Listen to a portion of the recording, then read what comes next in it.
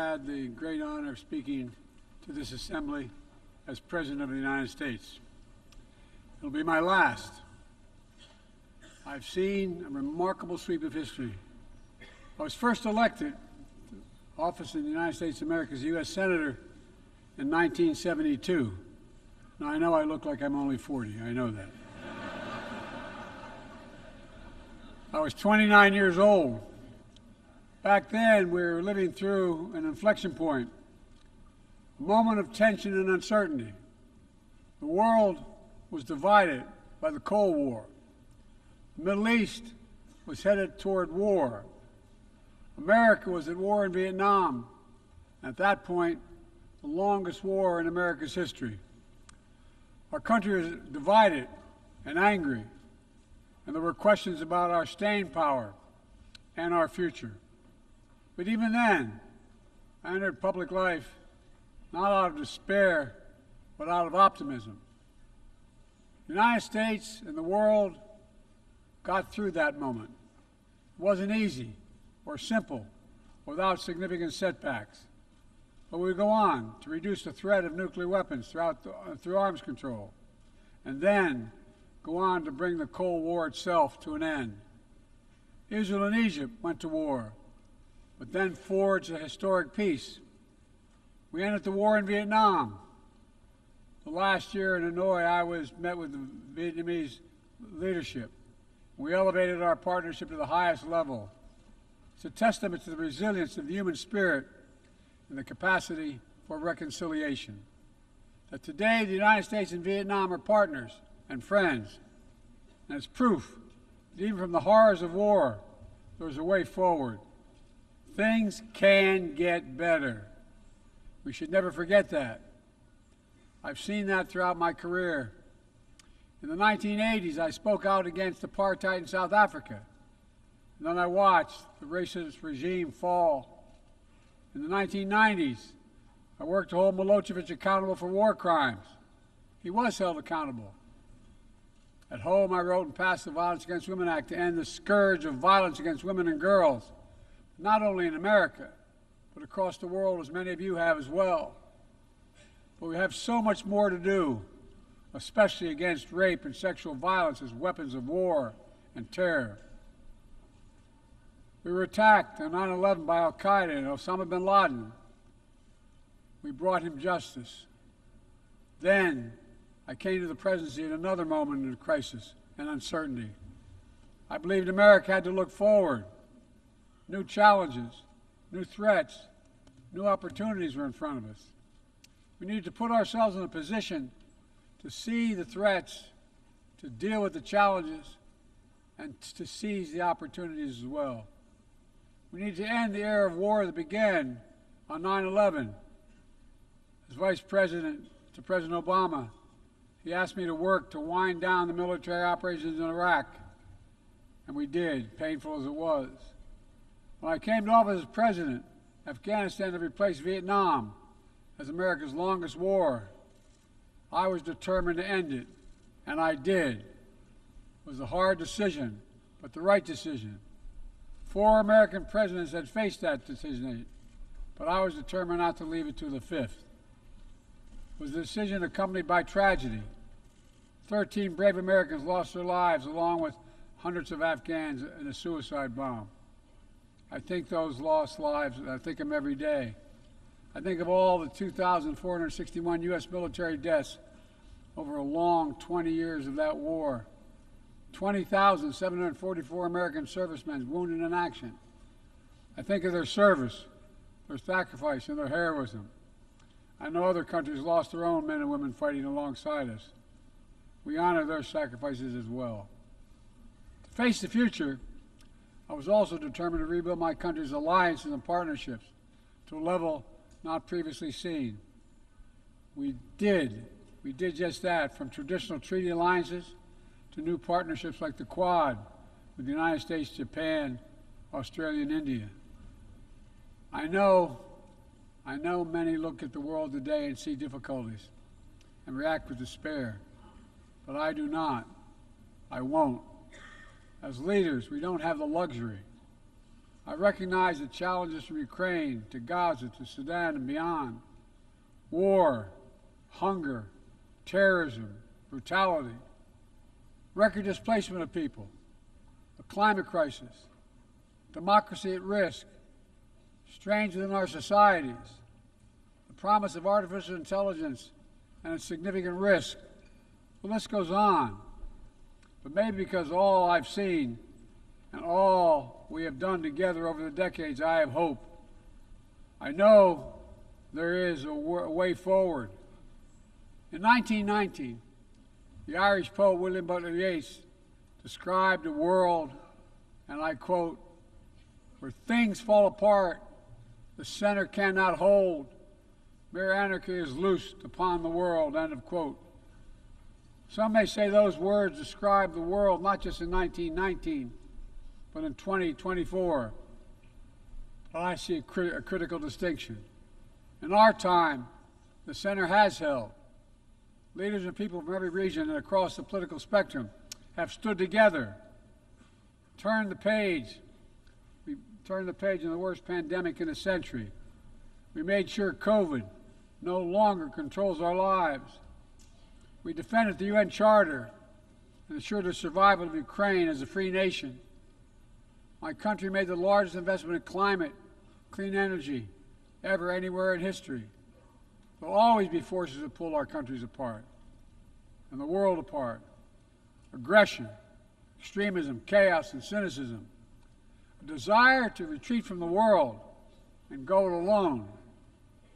Our task, our test, is to make sure that the forces holding us together are stronger than those who are pulling us apart. That the principles of partnership that we came here each year to uphold can withstand the challenges. That the center holds once again. My fellow leaders, I truly believe we're at another inflection point in world history. For the choices we make today will determine our future for decades to come. Will we stand behind the principles that unite us? Will we stand firm against aggression? Will we end the conflicts that are raging today? Will we take on global challenges like climate change, hunger, and disease? Will we plan now for the opportunities and risk of a revolutionary new technologies? I want to talk today about each of these decisions and the actions, in my view, we must take. To start, each of us in this body has made a commitment to the principles of the UN Charter to stand up against aggression. When Russia invaded Ukraine, we could have stood by and merely protested. But Vice President Harris and I understood that that was an assault on everything this institution was supposed to stand for. And so, my direction, America stepped into the breach, providing massive security and economic and humanitarian assistance. Our NATO allies and partners in 50-plus nations stood up as well. But most importantly, the Ukrainian people stood up. I asked the people of this chamber to stand up for them. The good news is Putin's war has failed and at his core aim. He set out to destroy Ukraine, but Ukraine is still free. He set out to weaken NATO, but NATO is bigger, stronger, and more united than ever before, with 2 new members, Finland and Sweden. But we cannot let up. The world now has another choice to make. Will we sustain our support to help Ukraine win this war and preserve its freedom, or walk away and let aggression be renewed and a nation be destroyed? I know my answer. We cannot grow weary. We cannot look away. And we will not let up on our support for Ukraine. Not until Ukraine wins a just and durable peace in the UN Charter.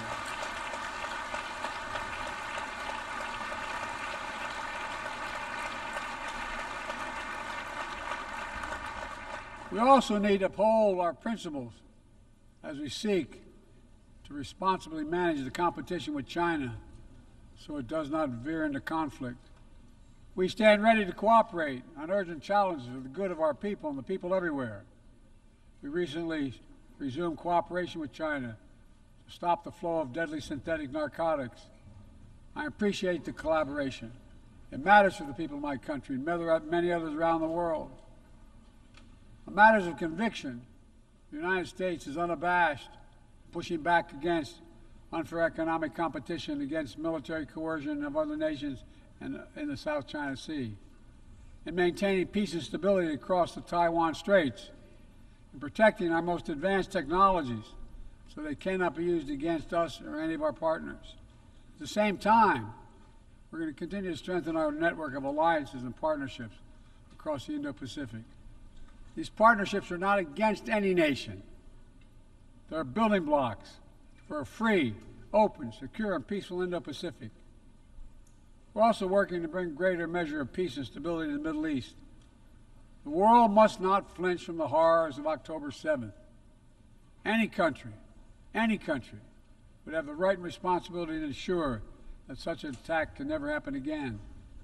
Thousands of armed Hamas terrorists invaded a sovereign state, slaughtering and massacring more than 1,200 people, including 46 Americans, in their homes and at a music festival.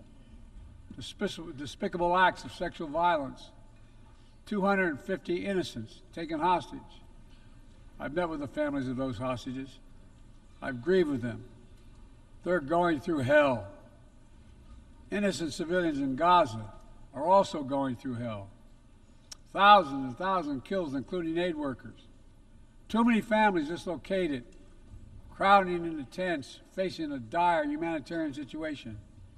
They did not ask for this war that Hamas started. I put forward with Qatar and Egypt a ceasefire and hostage deal. It's been endorsed by the UN Security Council. Now is the time for the parties to finalize its terms, bring the hostages home, and secure security for Israel and Gaza free of Hamas' grip, ease the suffering in Gaza, and end this war. On October 7th,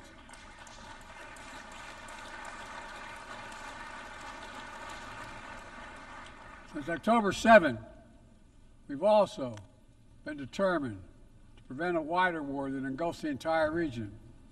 Hezbollah, unprovoked, during the October 7th attack, launching rockets into Israel.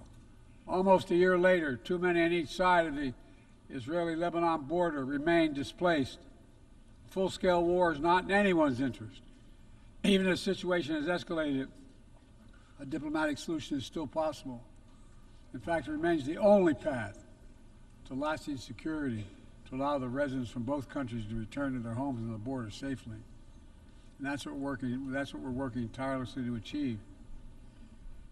As we look ahead, we must also address the rise of violence against innocent Palestinians on the West Bank and set the conditions for a better future, including a two-state solution where Israel enjoys security and peace and full recognition and normalized relations with all its neighbors, where Palestinians live in security, dignity, and self-determination in a state of their own.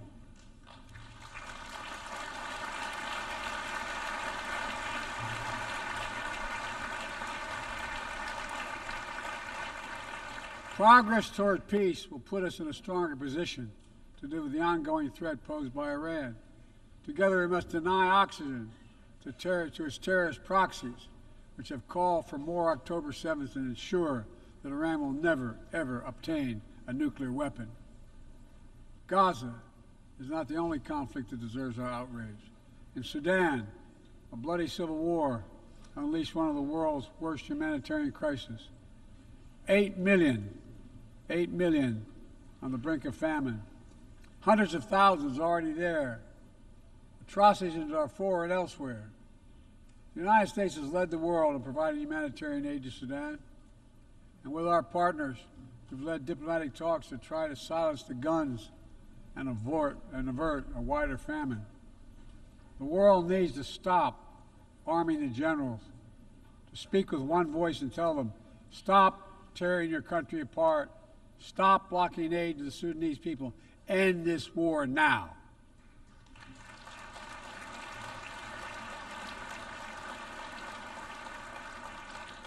But people need more than the absence of war. They need a chance to live in dignity. They need to be protected from the ravages of climate change, hunger, and disease. Our administration has invested over $150 billion to make progress in other sustainable development goals. It includes $20 billion for food security, over $50 billion for global health. We've mobilized billions more in private sector investment. We've taken the most ambitious climate action in history. We've moved to rejoin the Paris Agreement on day one. And today, my country is finally on track to cut emissions in half by 2030. On track to honor my pledge to quadruple climate financing to developing nations with $11 billion thus far this year. We've rejoined the World Health Organization, donating nearly 700 million doses of COVID vaccine to 117 countries. We must now move quickly to face Mpox outbreak in Africa. We're prepared to commit $500 million to help African countries prevent and respond to Mpox and to donate 1 million doses of Mpox vaccine now.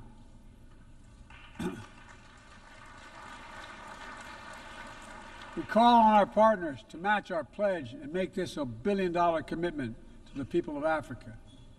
Beyond the core necessities of food and health, the United States, the G7, and our partners have embarked on an ambitious initiative to mobilize and deliver significant finance to the developing world. We're working to help countries build out their infrastructure, to clean energy transition, to their digital transformation, to lay new economic foundations for a prosperous future.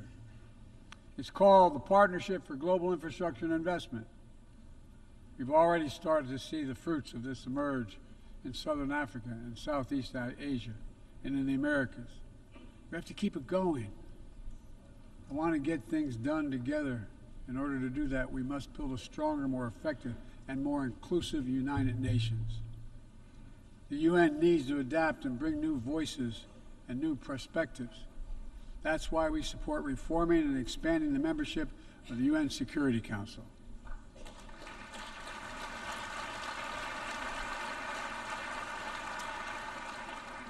My UN ambassador just laid out our detailed vision to reflect today's world, not yesterday's. It's time to move forward. The Security Council, like the UN itself, needs to go back to the job of making peace, of brokering deals to end wars and suffering. And to stop the spread of the most dangerous weapons, of stabilizing troubled regions in East Africa, from East Africa to Haiti, to Kenya-led mission that's working alongside the Haitian people to turn the tide. We also have a responsibility to prepare our citizens for the future. We'll see more technological change, I argue, in the next 2 to 10 years than we have in the last 50 years. Artificial intelligence is going to change our ways of life, our ways of work, and our ways of war. It could usher in scientific progress at a pace never seen before, and much of it could make our lives better. But AI also brings profound risks, from deep fakes to disinformation, to novel pathogens, to bioweapons. We've worked at home and abroad to define the new norms and standards. This year, we achieved the first ever General Assembly resolution on AI to start developing global rules of the road. We also announced a declaration on the responsible use of AI, joined by 60 countries in this chamber. But let's be honest, this is just the tip of the iceberg, what we need to do to manage this new technology. Nothing is certain about how AI will evolve or how it will be deployed. No one knows all the answers. My fellow leaders, it's with humility I offer 2 questions. First, how do we as an international community govern AI? As countries and companies race to uncertain frontiers, we need an equally urgent effort to ensure AI's safety, security, and trustworthiness. As AI grows more powerful, it also must grow more responsive to our collective needs and values. Benefits of all must be shared equitably. It should be harnessed to narrow, not deepen digital divides. Second, will we ensure that AI supports rather than undermines the core principles that human life has value and all humans deserve dignity? We must make certain that the awesome capabilities of AI will be used to uplift and empower everyday people, not to give dictators more powerful shackles on the human spirit. In the years ahead, there may well be no greater test of our leadership than how we deal with AI. Let me close with this. Even as we navigate so much change, one thing must not change. We must never forget who we're here to represent. We, the people. These are the first words of our Constitution, the very idea of America. They inspired the opening words of the UN Charter. I made the preservation of democracy the central cause of my presidency. This summer, I faced a decision whether to seek a second term as president. It was a difficult decision. Being president has been the honor of my life. There's so much more I want to get done. As much as I love the job, I love my country more. I decided after 50 years of public service, it's time for a new generation of leadership to take my nation forward. My fellow leaders, let us never forget, some things are more important than staying in power. It's your people.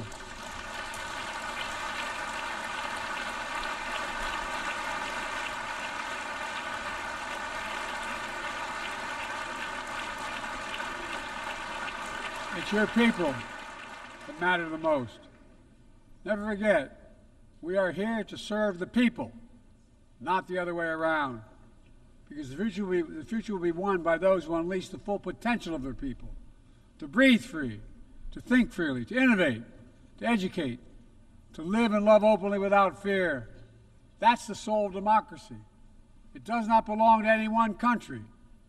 I've seen it all around the world in the brave men and women who ended apartheid, brought down the Berlin Wall, fight today for freedom and justice and dignity. We saw it, that universal yearning for rights and freedom in Venezuela, where millions cast their vote for change that hadn't been recognized. But it can't be denied. The world knows the truth. We saw in Uganda LGBT activists demanding safety and recognition of their common humanity. We've seen citizens across the world peacefully choosing their future, from Ghana to India to South Korea, nations representing 1/4 of humanity who will hold elections this year alone. It's remarkable, the power of we the people, that makes me more optimistic about the future than I've ever been. Since I was first elected to the United States Senate in 1972, every age faces its challenges. I saw it as a young man. I see it today. But we are stronger than we think. We're stronger together than alone. And what the people call impossible is just an illusion. Nelson Mandela taught us, and I quote, "It always seems impossible until it's done. It always seems impossible until it's done." My fellow leaders, there is nothing that's beyond our capacity if we work together. Let's work together.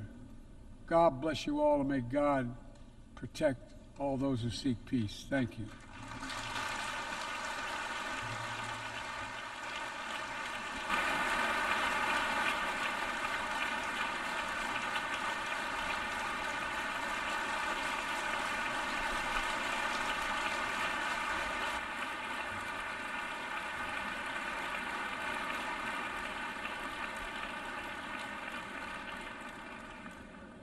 On behalf of the Assembly, I wish to thank the President of the United States of America. May I request representatives